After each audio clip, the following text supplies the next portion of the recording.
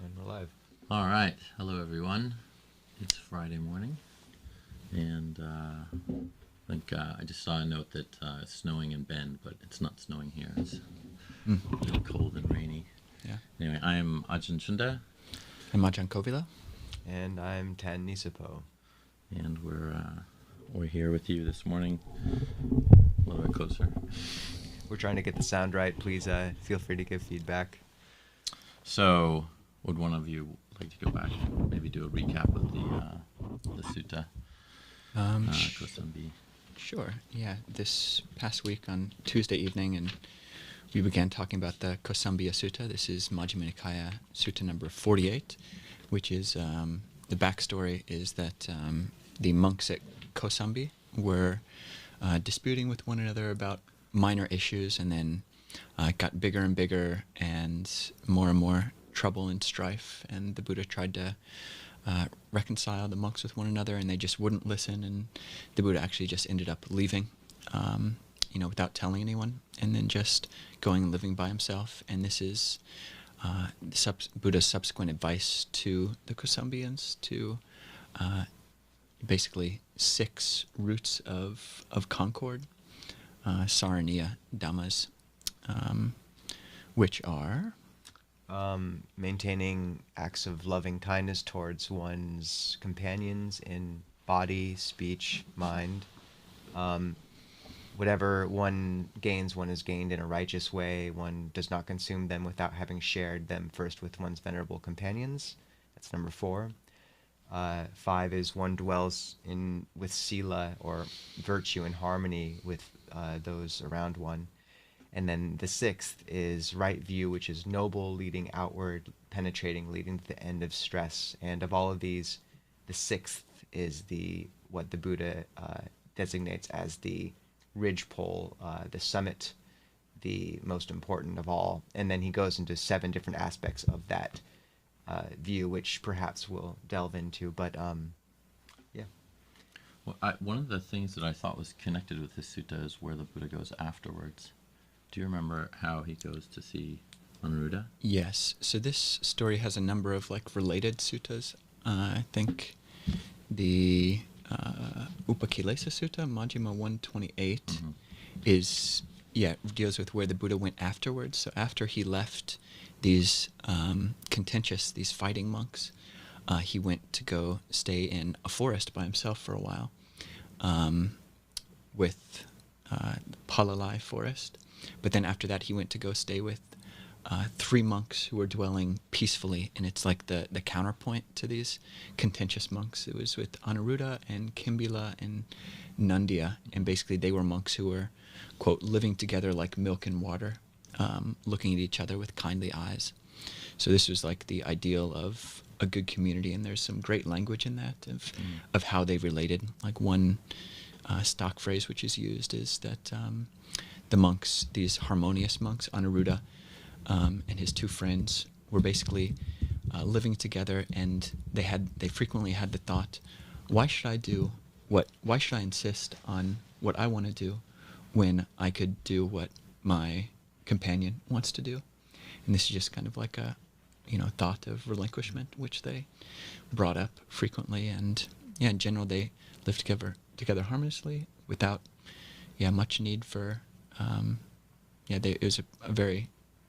they weren't in intimate quarters. They weren't living in one house. They had separate dwellings, but would get together once every fortnight, once every 5 days. Sounds familiar. I'm sorry, once every 5 days. Yeah. And we were speaking about the interesting. Sorry, Ajahn Kola, were you gonna?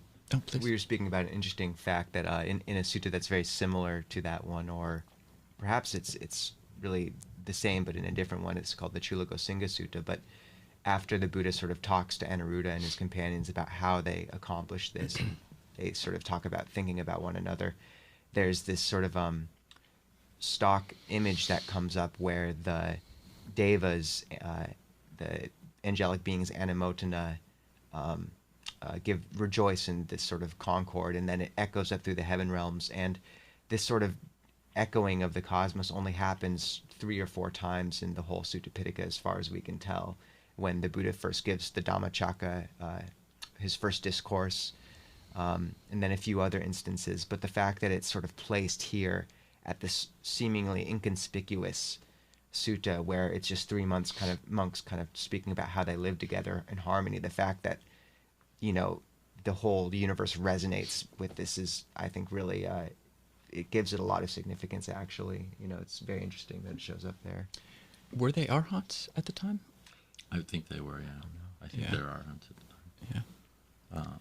But I can't remember. I mean, when you think of Honoruta, you just think of him as already being that, but not necessarily the case. Right. Mm-hmm. They did attain, I think, while they were living together. So Yeah. I'm not sure at what time this sutta came about, but. Yeah, it's quite a beautiful sutta because it illustrates something that's so incredibly simple, but so hard for human beings to do, which is to set aside our own kind of desires for what we want to do and help other people in terms of what they're doing. Because there's often this feeling of like, well, what I want to do is important. And so it's really something I think right now in particular, people are often talking about the difficulties that we're experiencing just in our planet in general, but just also in our country. There's just a lot of strife and pain with kind of setting aside our own views of what we think and how we want to do things on our own. And so it's so simple, and yet for many people we get caught in our own desires and our own selfishness. We can't turn it around. Yeah, it's quite simple for, this is one case which could be made, and I want to know what the Venerables think is, it's easy for us to say, we're monks living in a very, not really consequential way. We're living in the forest, not having much of an impact on the world. It's relatively easy for me to say, why can't I give up my view or give up what I want to do and do what my friend wants to do? Whereas like in the world, to what degree does this principle of giving up one's intentions and one's plans to be in sync with the people around one, to what extent is this a principle which can be applied in a larger context, in a secular context, in a worldly context? Thoughts? Well, I was just thinking marriage is, people who are married have to deal with that all the time, really. That's like maybe the main confrontation around marriage is like, okay, it's not just me doing what I want to do in my kuti. And it's just like, and a little bit of compromise here and there when we live together, but it's actually all the time. There's kind of this sense of another person, and then you add kids in there, and then you have their perspective and what they want to do, and and then work, just having to work with coworkers is it's something I think that comes up, and I think you become the a bad player. What's considered a bad player when you're just you're never compromising on your own. You just always go ahead. This is what I'm doing, and it doesn't matter what you people do, and just bowling people over with your own sort of the boss mentality or whatever, bad boss. Yeah. So. Anyway, I was just saying, I think it's quite there, but whether people practice with it or not and how much they take it into their lives is another issue. That's a good point, especially with marriage. Yeah, I think that it's also applicable there. I've never been married, but it seems like it would make sense. If I was married to one of you guys, one of the Venerables, then... Be a lot of compromise. Yeah. Well, no, and it's definitely it's the beauty of cultivating this deeper thread of Dhamma below our lot, on the deepest strata of our lives, is because what I've seen is we kind of do need we need sort of structures and views and plans to hold us as human beings. We cling to those things, and as soon as when all of that's focused on ideology or politics or preference or these sort of surface level things, then it becomes very hard to let go of them and to compromise. But my experience, I don't know if you two have the same one, is that as you come deeper into being held by right view in the Buddhist context, by the practice of meditation, by a very pure sila, say with the 5 precepts, pure morality, then these surface level preferences you have to cling to them with a less tight-knuckled grip because you have something deeper you can rest in. So, ironically, sinking into these things, I think, allows a great flexibility and compromise on the surface level. And for me, that's also really important in terms of what the Buddha considered the categorical basis of his teaching, which really was the Four Noble Truths. And the fact that he really spoke about how, and we may get into this later in the conversation, about how when all these other surface level contentions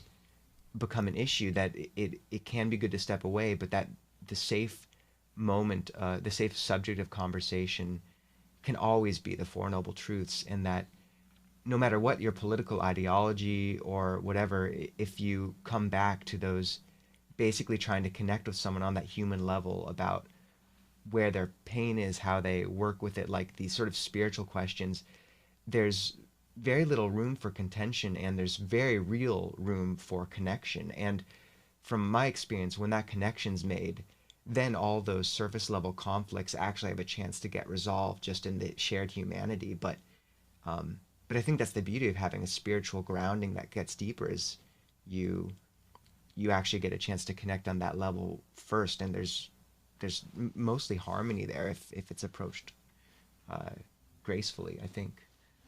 I don't know what your experiences are, but I think the getting at a little bit kind of what we're dealing with these days is often a lot of people with different views and different opinions, and so I often hear from other people, I could never talk to this person. So right now the obvious thing is like the dreaded words Republican and Democrat, that monks don't utter, getting into politics. But I could, I'm a Democrat. I could never talk to a Republican, or I could never believe in the same things they believe in, or it's just they're so far. And it's funny how both sides think the exact same thing, or people can. Of course, there's 3 sides, 4 sides, 5 sides. There's all kinds of different people and their political views, but that sense of really not being able to cross the divide of like, this is just an other person. I can't relate to them, and often we can use the suttas sometimes as a weapon a little bit. Well, this is just a fool. I don't need to engage with this person at all. There's nothing I can really I can't help them, and they can't help me. It's there's nothing there.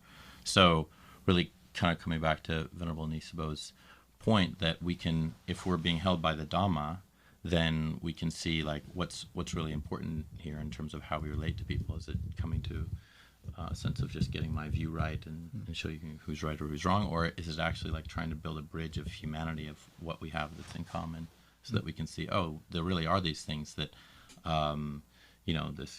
this particular person who I thought I could never talk to has the same things with me. They're the same kind of things that we have in common, or understandings that we have.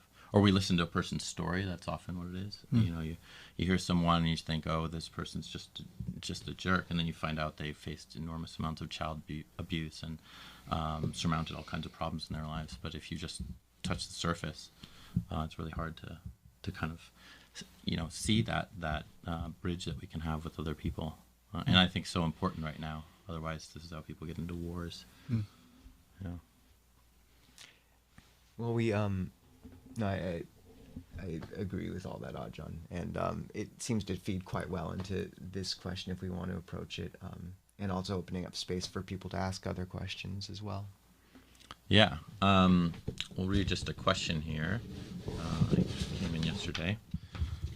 And it's basically about a person who is a practitioner and has been studying the suttas, and takes a lot of different teachers as her guides from the forest tradition. And she has 2 friends who are basically listen to one teacher, and that's their focus.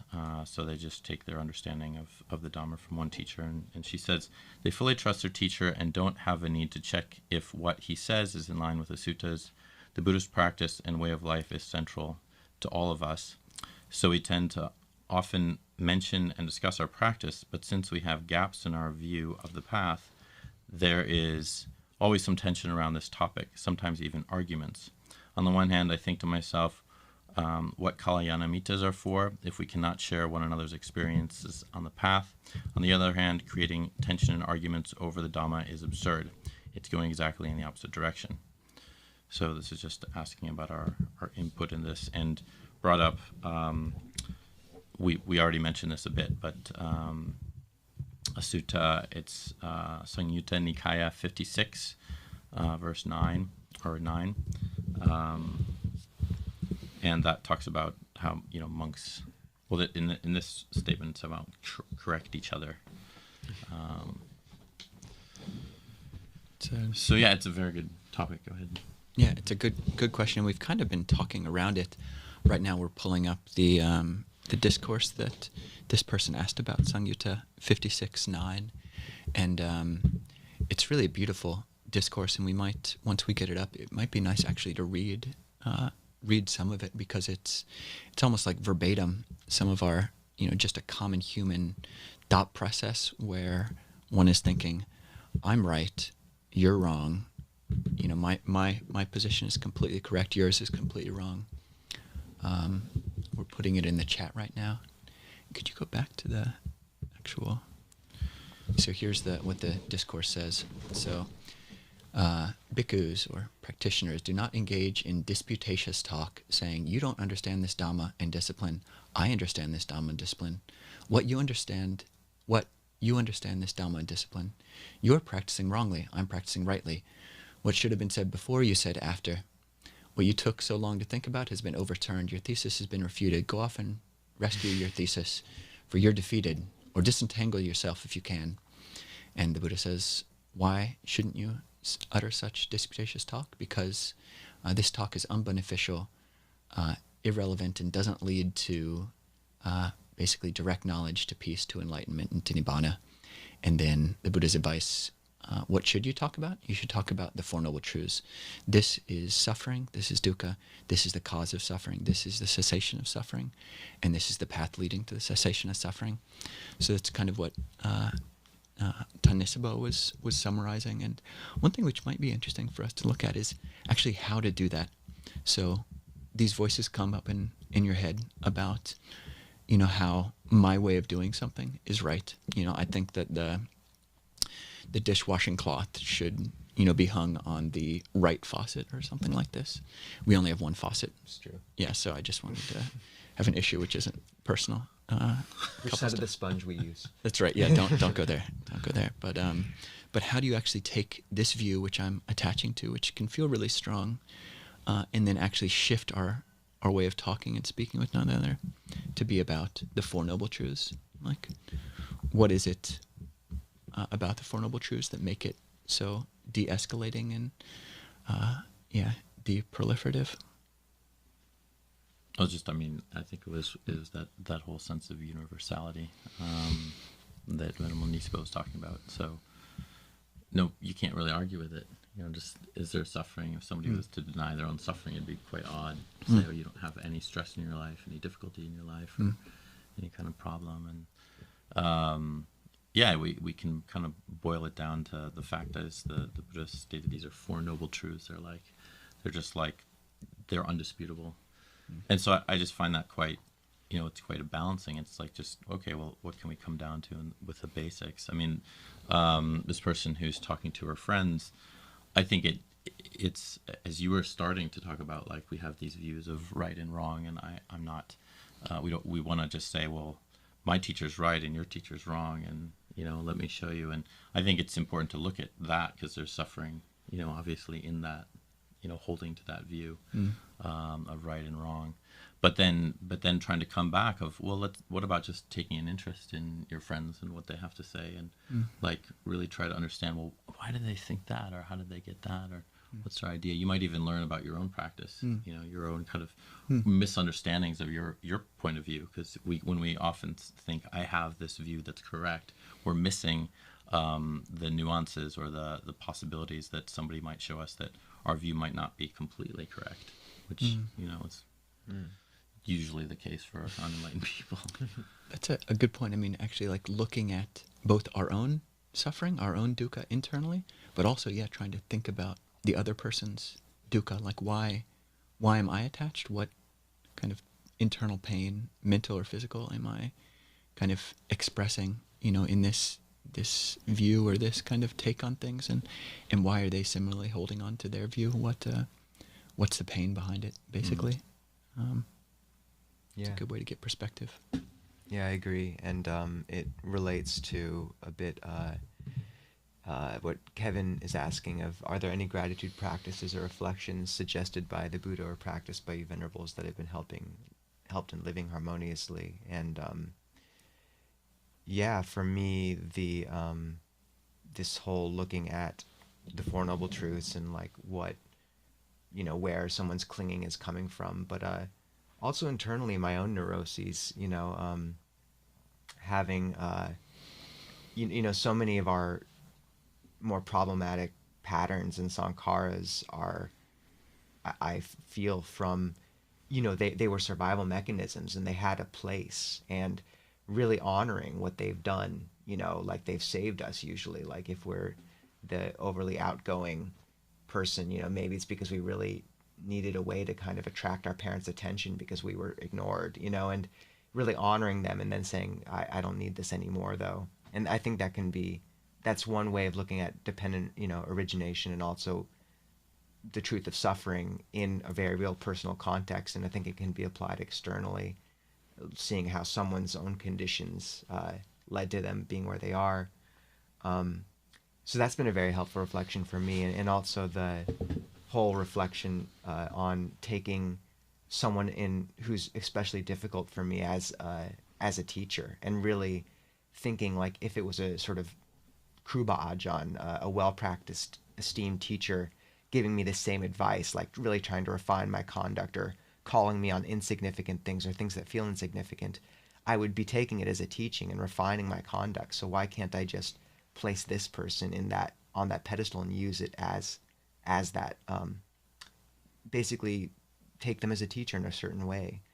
And for me, that's been a very helpful reflection. But also to come back to this question, I think that it is really good to come back to the Four Noble Truths, but also I think maybe you Venerables have the same experience, that sometimes it is really, if it's approached from a place of like calm and really listening and trying to kind of parse things out, speaking about Dhamma with each other is important, and clarifying these points can be, the Dhamma is precious, and we don't want to be conveying the wrong Dhamma to each other or speaking on it. So for me, there is benefit from a good place, like having those conversations and parsing things out in quite a lot of detail, especially if there's a shared basis of knowledge like the Sutta Pitaka or something like that, where we can both refer to. What are your opinions on? Yeah, absolutely. I mean, we keep coming back to the fact that I think it's undeniable that there's things that all of us share, and so just trying to kind of see the possibility that people have something to give us. There's always some possibility. I think one of the things that's helped me a lot when I can catch myself often when I'm just engaging with another person is, when you're human beings have this amazing capacity for being able to converse and use language, and the possibility of doing that is often like what's going on in our mind. I'm going to communicate, I'm going to say something here. But if we actually come to a sense of trying to understand, so actually focusing on, well, my whole goal in this conversation is just to understand this other person and their perspective, then it's very different than what's my agenda, what do I have to say, what's my response going to be. If anytime somebody actually has a conversation with somebody and they just keep saying to themselves, no non-response, trying to not really bring up that sense of what am I going to say next? How am I going to fix this person? What am I going to say to them that's going to help them see more clearly, or my point of view that I'm right, or whatever it is. If we just kind of really like quash that and try to see the suffering in that, and see more like, well, an understanding is what's going to allow me to really get somewhere in the conversation. I can't really get anywhere without focusing on that one thing, and then listening comes from that understanding. And so it's a sense of listening and understanding that then allows us to actually bring something in and I think offer something back.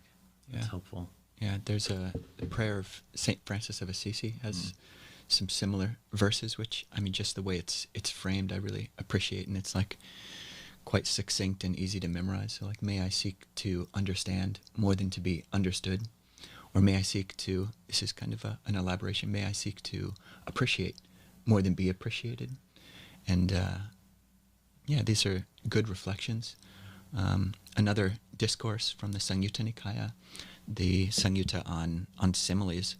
The Buddha tells this story of a jackal who I think in some way shows its capacity for gratitude towards another jackal. And then the Buddha says, in the same way, monks, even if a jackal can show gratitude, can feel gratitude, how all the more as humans should we feel gratitude. So thus you should train yourself, monks. We will be grateful and we will be appreciative, even for what has been given of very small measure. And this kind of phrasing, where the Buddha says, thus you should train yourself, it's a specific formula which comes up probably like about 100 times or so in the... You made a book of it, didn't you? There's Every a book of instance. of every instance in the canon, but it's a specific formula which comes up, and it's good to note where these come up. The Buddha's saying you should train in this way, and it's phrased with the Pali equivalent of a quotation mark, so it's almost like it's the Buddhist equivalent of affirmations, or basically something. It's almost like Theravada mantra practice. I will be grateful and I'll be appreciative, even for what's given of small measure. I will be grateful. I'll be appreciative for even what is given of small measure. And just repeating that to oneself, like even as you're having ungrateful thoughts, can be really transformative. And the more you do it, then the deeper it can go, and the more genuinely you can feel it and tap into that. So that's one way to practice gratitude that comes up in the suttas. Yeah, and I think the whole, what we're getting at in terms of how to, keep this gratitude at the forefront and sort of move towards that rather than irritability with one's fellows in the holy life or one's, anyone really. It taps into a bit of Ryan's question on any advice facing agitation and irritability in practice, and probably also touches a bit on how to deal with a teenager. And just to speak very briefly on that point, for me in practice, I find that, and with these sort of conflicts interpersonally that we're speaking of, I find that the sense of, to a certain point, the verbal internal talk has a limit if the energy is squeezed, and so often that sense of needing to explode or irritability, even low level in meditation, for me really is an energetic experience. For me, one of the things that really does help is when the body becomes that tight and pressurized, really finding in meditation as well an expedient means of dropping the awareness from the head into the torso and the body. And I think this can be very helpful. I think as Westerners, we tend to really be stuck in our heads completely with our diaphragms very constricted, and the breath energy's pressurized there as well, and demands release in irritable thoughts, or say blowing up at someone. If it might be your teenager, who knows. But if you can find an expedient means of dropping that into the body, and I think Qigong can help, exercise can help, running, cold showers can help, but I find that that's my own thing. I think it works though. But my sense is that when that happens and there's this internal sense of well-being and spaciousness, that it really can allow irritability to dissolve from its basis, and and allow you spaciousness around interpersonal interaction as well, in a way that some of these other practices can just fail at. Because in the end, those practices really are, at a certain level, just perceptions, and they do lose their power over time. But if you're learning how to work with the energy powerfully and say trying to breathe through your feet, to use some Ajahn Jeff imagery, I think it can really draw out and expand the whole, realm of what you're working with a bit. So that's been helpful for me personally.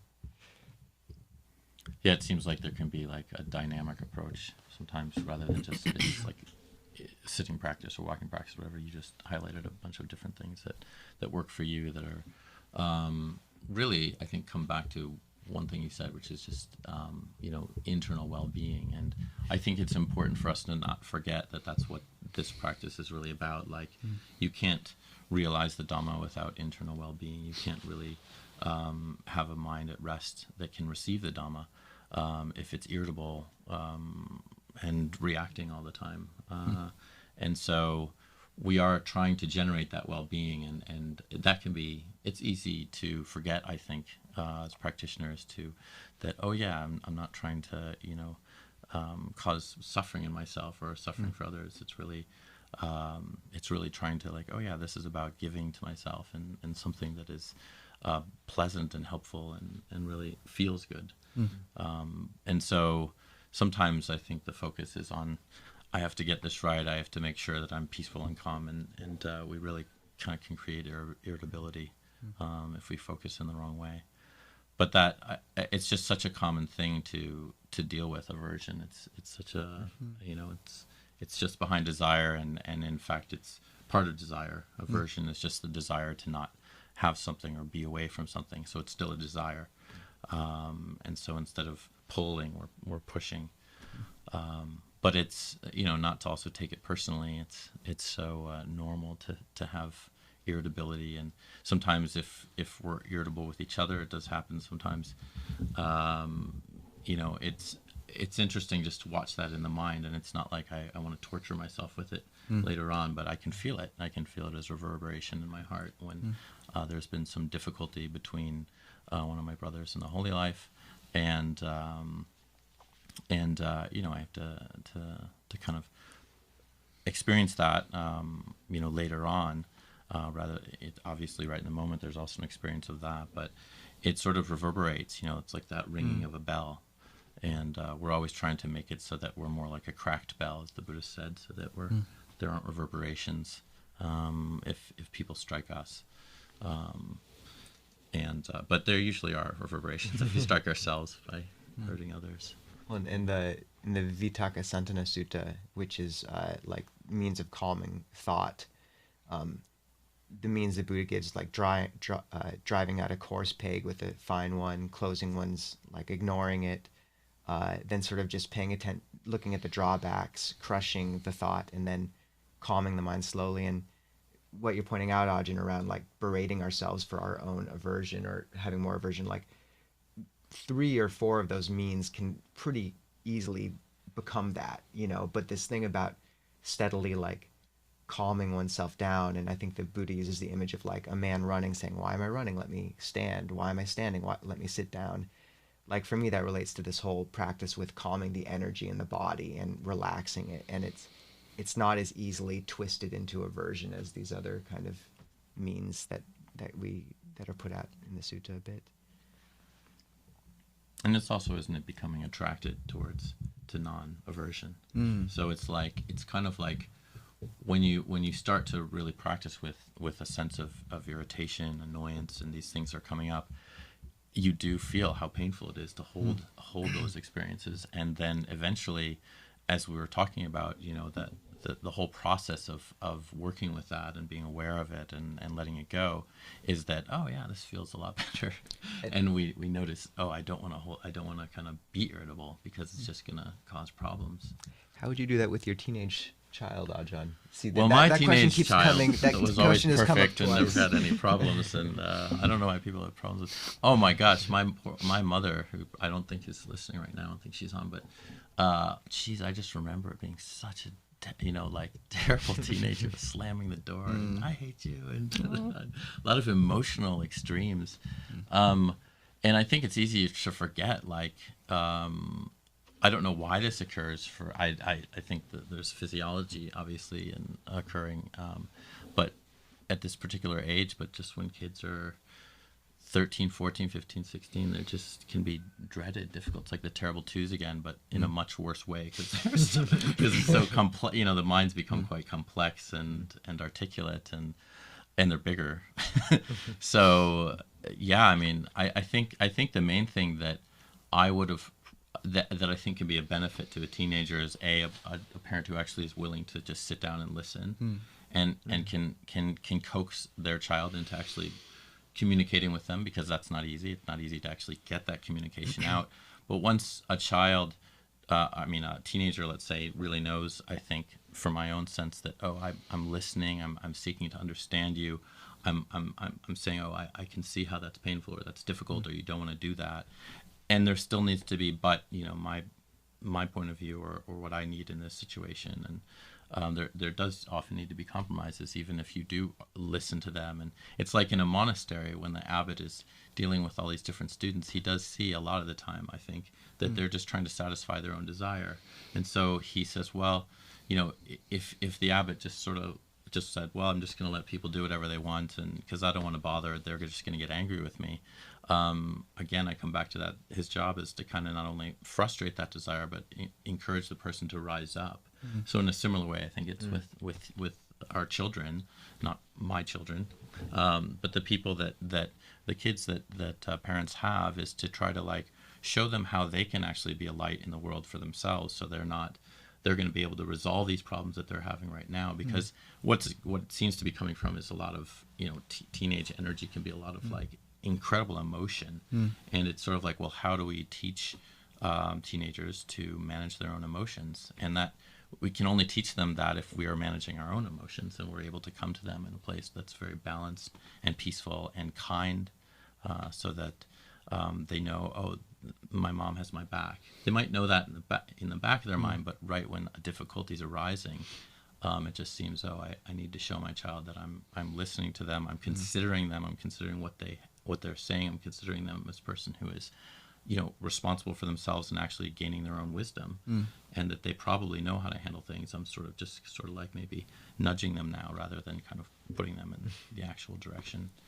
As you two are talking, I'm just thinking about the images that you've been bringing up, just the energy in one's body, but also just this image of, a cracked bell, or just different bells. And, when you've got a room full of bells, or a room full of tuning forks, they're just, the reverberation is playing off of the bells. The noise is kind of affecting each other. But if you have, say, a room like this, Ajahn Sudanto's put a lot of effort into kind of creating these walls, putting up sound paneling. We've got these thin sound blankets surrounding us behind us, and in front we've got a couple of 4 or 5 inch thick sound panels, full of, on the walls, filled with cloth, just to dampen the sound.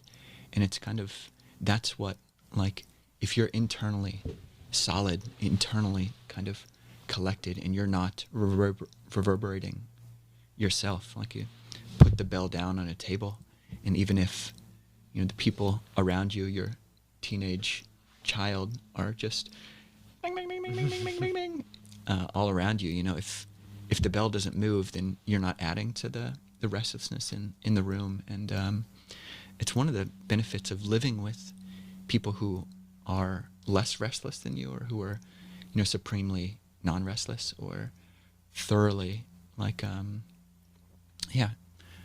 cracked gong. It doesn't have the best ring to it, so to speak, in English, but I don't know if people have met profoundly practiced teachers. I'm thinking of Lumpur Liam in particular. He's just he just sits there he just doesn't add any reverberation to the kind of ringing that we're constantly kind of sending out. And when you're not getting any kind of feedback from someone, it just lets one's own heart kind of settle. That's how nuclear weapons work as well. They insert graphite rods, and it absorbs all the excess neutrons and keeps it from exploding, but take them out and you have a problem. And it reminds me of a piece of advice Ajahn Jayasaro gave around how to deal with teenagers. it strikes me that this sort of effect of silence and composure, which is the hidden power of practice. It can seem like it's nothing, but it's so powerful when you meet someone with that steadiness of heart. I think that and purity of heart. But that's all the more powerful if you are in contact with that person and with that influence regularly and honestly. And if there's a relationship cultivated with a teenager where they're hiding most of their life from you, then there's very little chance for that kind of mirroring and sort of reassuring glow or relationship to form.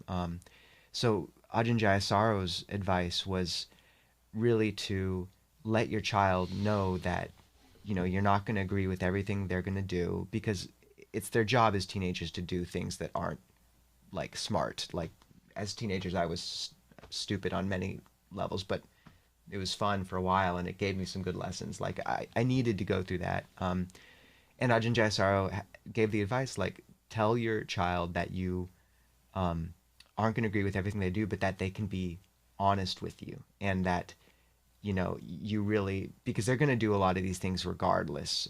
Obviously, there's a limit to this. If they tell you they're going to try meth or something, you might want to jump in on that one. But with a lot of the things that they're going to do them anyways. But if they're being honest with you, and you're really maintaining some equanimity around it, and that relationship's kept up, then there's a chance for that relationship to remain somewhat steady and constant even through this difficult period, and that influence to remain. And I found that very helpful advice. I mean, I'm sure you'd have to hold it judiciously, and I've never had a teenage kid, but it seemed like a good way of making sure that softening effect that Ajahn Kovilo is referencing is available regularly. And yeah, I think what you touched on with honesty is pretty important. If I was just thinking about how do you imbibe that sense of people wanting to be honest to you. You have to not be a threat to them. You have to be someone who they trust. People don't want to be honest with others if they don't trust your motives or where it is you're coming from. So again, we come back to that sort of not having this, you did what? I can't believe it. How could you be so stupid? Okay.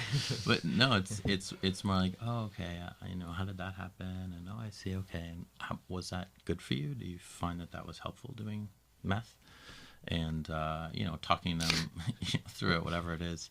And, that's another thing I was reflecting on is honesty, and behind honesty is refuge, I think. So like, how can one's children, but also going back to the original question we had here, how can one's friends or anybody see another person as not the same as a triple gem refuge, but a refuge that this is a person I feel safe with. This is a person who I can even go to for safety. We've been receiving actually some donations from some people, and they have been dedicating it to their own teacher. And I think probably their teachers referred them, said, well, if you want to offer any money or whatever, you can do it in this way. And so I think that's why we're getting them. It's kind of funny because it's not, thank you monks for being so wonderful. It's like, this is in honor of my teacher. Okay, very nice. And there's mudita around that. And so I think about that sense of what it is, how do we find those people for ourselves, and how can we be those people for others? How can we be a refuge, a teacher, a guide, not just for children or our children, but how is it that we can do that for everyone we meet, and especially in this case, friends, who one's finding the communication might be difficult. And again, that comes from not having the view as the agenda, but actually the person, the person before us, and understanding as the agenda. And so for people, I mean, it's really amazing, not only just to when one isn't affected by another person, so that you see that other person is like this cracked bell, they don't resound when struck, but also like they're there as someone who you feel like you can go to. This is a person who in my mind I can go to. We often have our own teachers in that way, who's helpful to me and who I really want to go to for that understanding and clarity. And I just think it's great to kind of reflect how does that person get to be that way, that one is a refuge. And it does come back to honesty and caring, not being judgmental, or especially I think coming from your own sense of this is what I think, this is my agenda for this person, this is how maybe even I want to manipulate them or push them in this way. And we can find, I think, that just by being open, people might even go in the direction we wanted them to go in. But that becomes irrelevant because we're just there for them. We're not there for our own agenda. So, It's a really good point. Refuge behind the honesty. I really like that. yeah. Like, because I think if we keep saying to ourselves when we're with other people, like, how can I be a safety for this person? How can I be something that they see as trustworthy? And if we say that, then we might actually stop ourselves and oh, maybe I shouldn't say that, or maybe I just need to listen right now because I keep wanting to say and set, report this thing or tell them how they should run their lives. Don't let them use smartphones too much either. Yes, that's technology. Be careful with technology. Or teaching how to use technology in a smart way. How to use it in a way that's not so incredibly distracting. Or Ooh, that's a great subject. Maybe some future week discussion. I think people like that one a lot. And that topic. yeah, and also just to have sympathy for your kid. Middle school was a hell realm of some kind, I feel, for me. So yeah. Yeah, and high school is a really tough place. I mean, bullying and just a lot of pressure around like what is expected, and we carry this into our lives after that too. Like what we think we should be in a group and how we should act, and that we need to, kind of we come back to that. We've mentioned it a few times, like human beings just wanting to be part of a group and accepted by that group, and how I think for a teenager it's really hard to, to deal with that if you're not in that group. It's quite painful. Right, Ajahn.